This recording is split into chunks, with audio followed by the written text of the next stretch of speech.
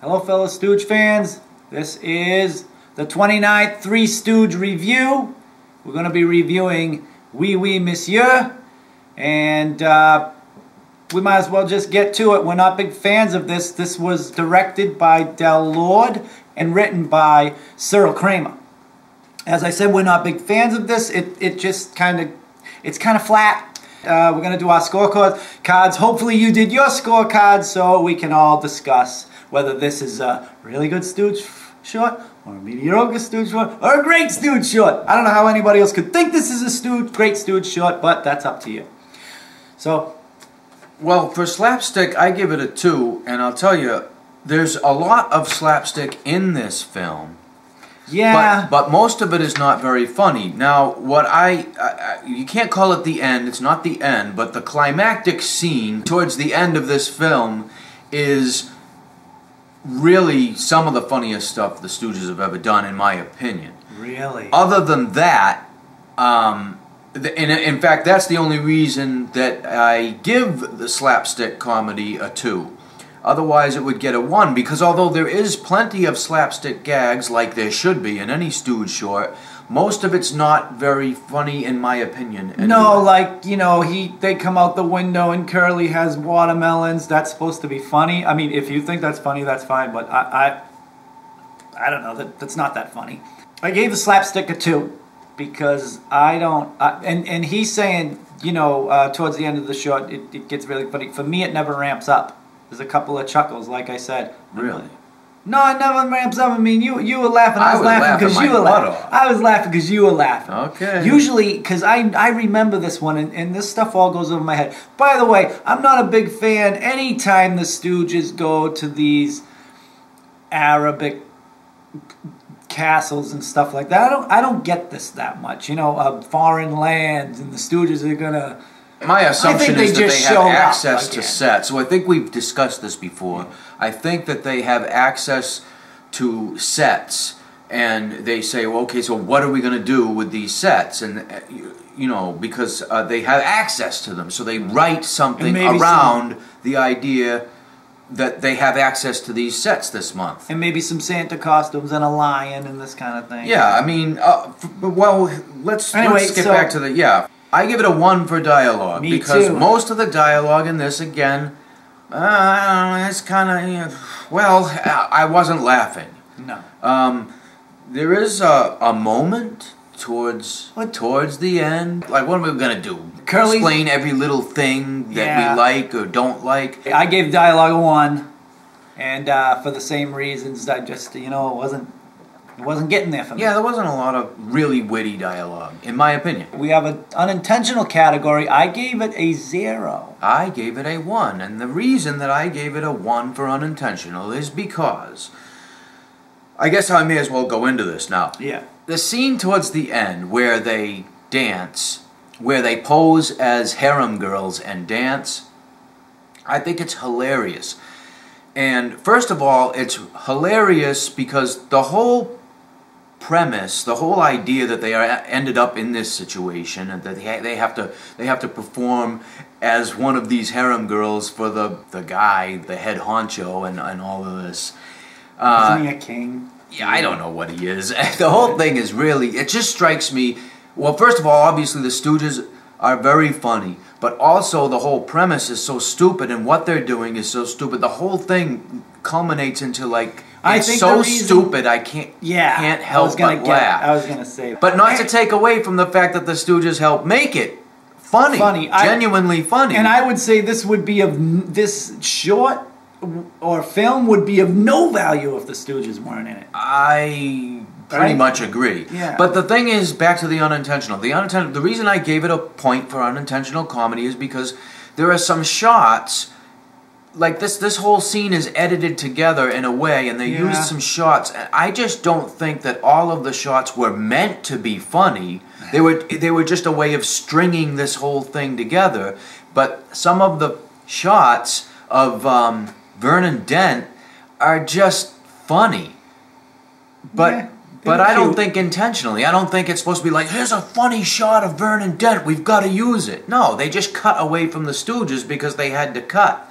And so they used this shot of this insert insert's the wrong word, but they use this shot of Vernon Dent, and then, you know, Vernon Dent is like ribbing his captive, and that's funny.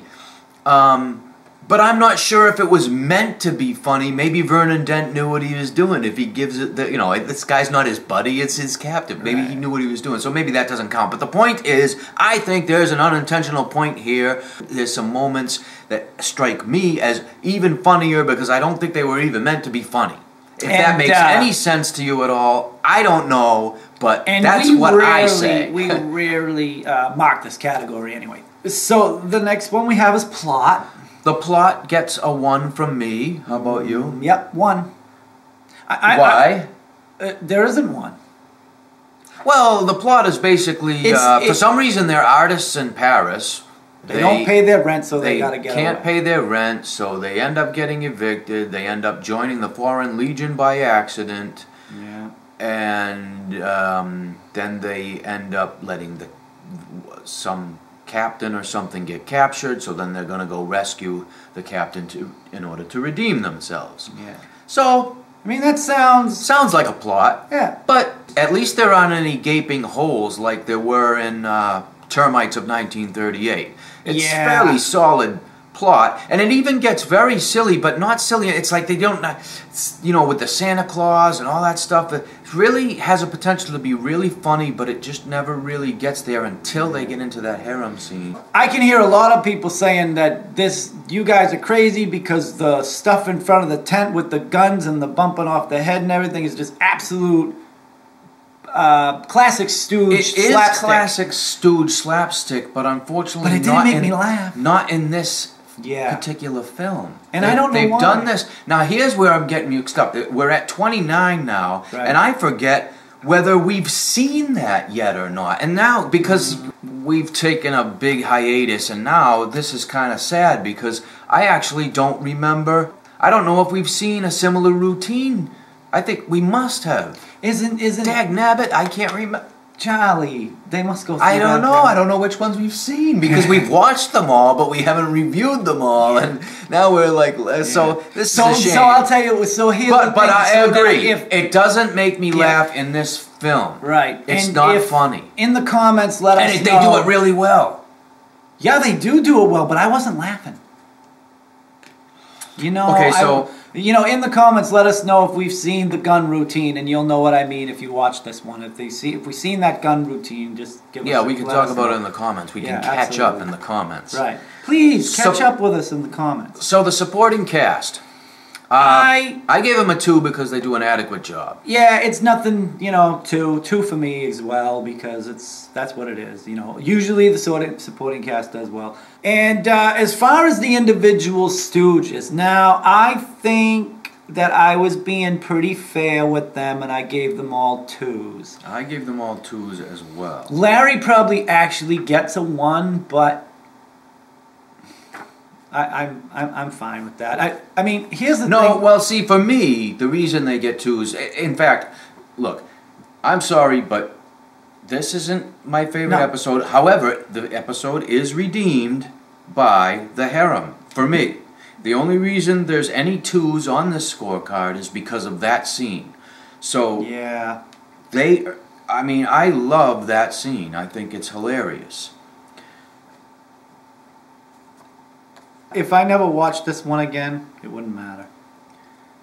Pretty Girls. Pretty Girls. I gave it a 2 for Pretty Girls because obviously the harem scene. There isn't anybody who really stands out for me personally, but hey, let's face it, it's a scene where there's a bunch of pretty girls. Yeah. But of course they all have the veils over their faces, and the one that Curly talks to is kind of cute. Yeah, I like her.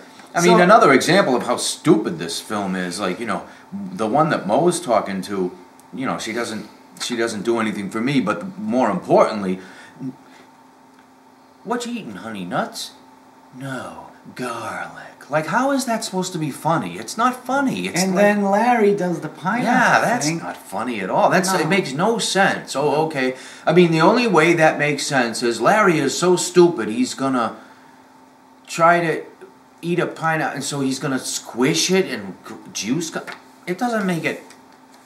I don't understand how this is supposed to be funny. I don't know if I said it, but I gave Pretty Girls a 2. But yeah, there's a lot of kind of dumb things in here. I mean, first of all, showing up.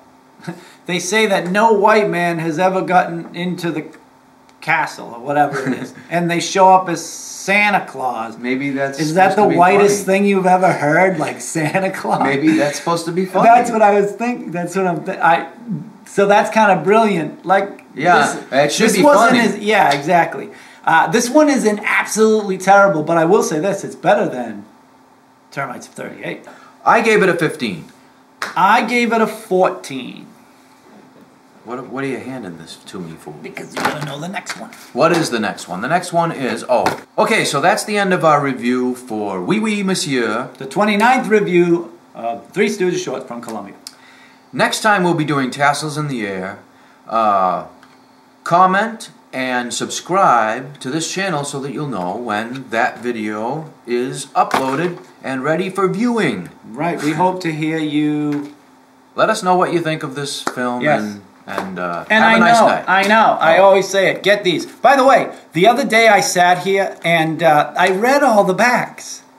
To tell you the honest truth, I learned a lot. I have a couple of Stooge books and stuff, but the stuff on the back of this, I'd love to just read you the back of this one, but I won't. Get it so you can read them. They're fun. They're wonderful. This great collection. The sound's good. The picture's good. You know, it's fun to read these. Yeah, on that note, just for anybody who's not a dedicated Stooge fan, doesn't understand this, this is all about this particular collection. This is the definitive Three Stooges collection.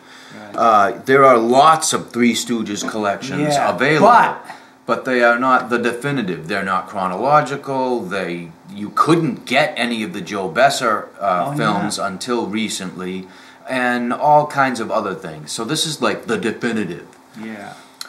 So this is what you should Even get. if you're a passing Stooge fan, this is really good to have because you'll enjoy it forever. I mean, there's so many here, right? I mean, we're trying to review them. It took us. I know we're on 29. I know. Well, we probably should be on 59, but anyway, that's a different story. Hey, listen.